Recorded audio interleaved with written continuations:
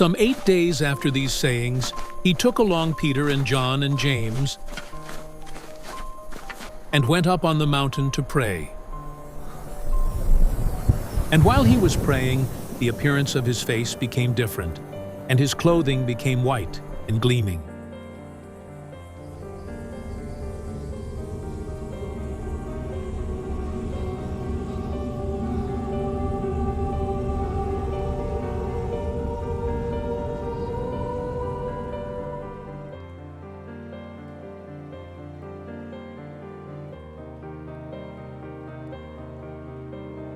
And behold, 2 men were talking with him, and they were Moses and Elijah, who, appearing in glory, were speaking of his departure which he was about to accomplish at Jerusalem.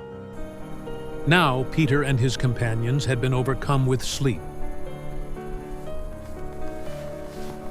But when they were fully awake, they saw his glory, and the 2 men standing with him.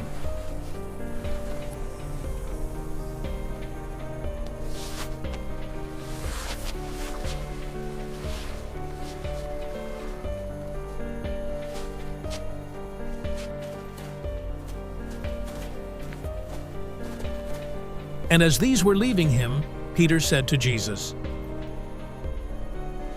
Master, it is good for us to be here. Let us make 3 tabernacles.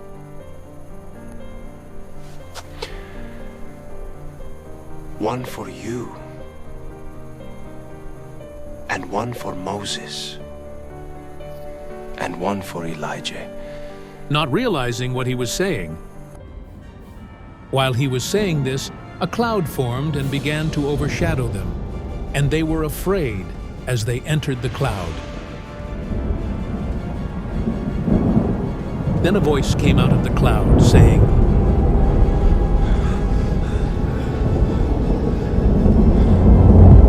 "This is my Son, my chosen one. Listen to him." And when the voice had spoken, Jesus was found alone. And they kept silent, and reported to no one in those days any of the things which they had seen.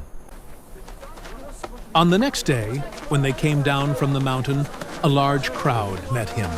And a man from the crowd shouted, saying, "Teacher, I beg you to look at my son, for he is my only boy." And a spirit seizes him, and he suddenly screams, and it throws him into a convulsion with foaming at the mouth.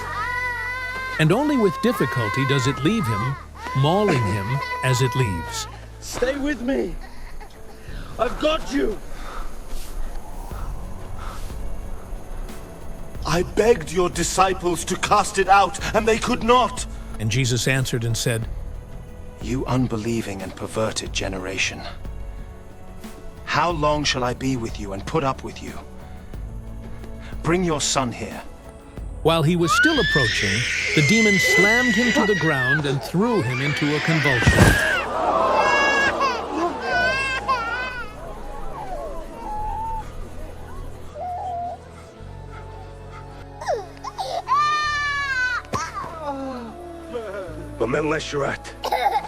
But Jesus rebuked the unclean spirit and healed the boy and gave him back to his father.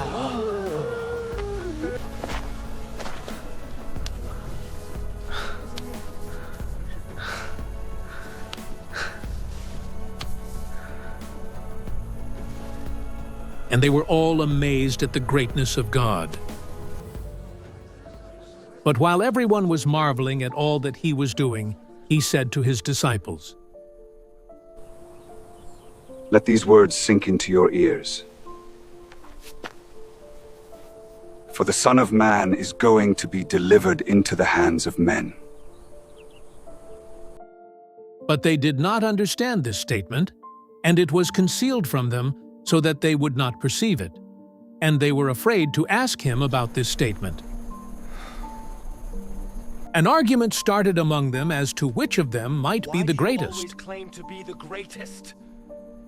Stop this! But Jesus, knowing what they were thinking in their heart, took a child and stood him by his side, and said to them, Whoever receives this child in my name receives me, and whoever receives me receives me. For the one who is least among all of you, this is the one who is great. John answered and said, Master, we saw someone casting out demons in your name, and we tried to prevent him, because he does not follow along with us. But Jesus said to him, Do not hinder him. For he who is not against you is for you.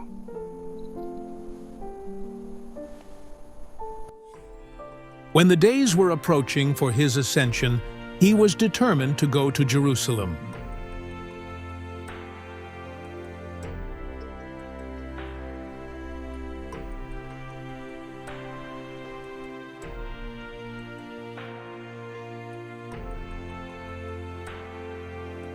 And he sent messengers on ahead of him, and they went and entered a village of the Samaritans to make arrangements for him. Lodging for the night. Tonight.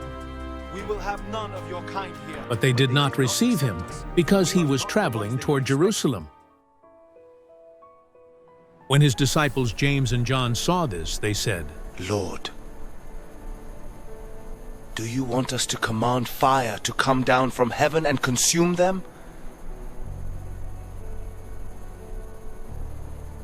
But he turned and rebuked them, and said, You do not know what kind of spirit you are of. For the Son of Man did not come to destroy men's lives, but to save them. And they went on to another village. As they were going along the road, someone said to him, I will follow you wherever you go. and Jesus said to him, The foxes have holes, and the birds of the air have nests. But the Son of Man has nowhere to lay his head.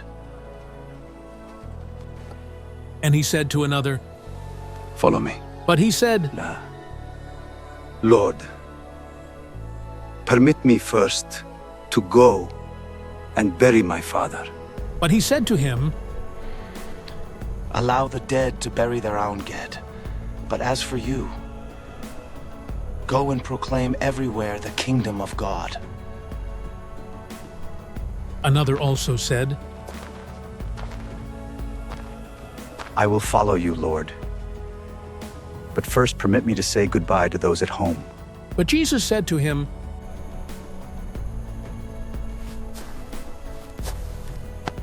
No one, after putting his hand to the plow and looking back, is fit for the kingdom of God.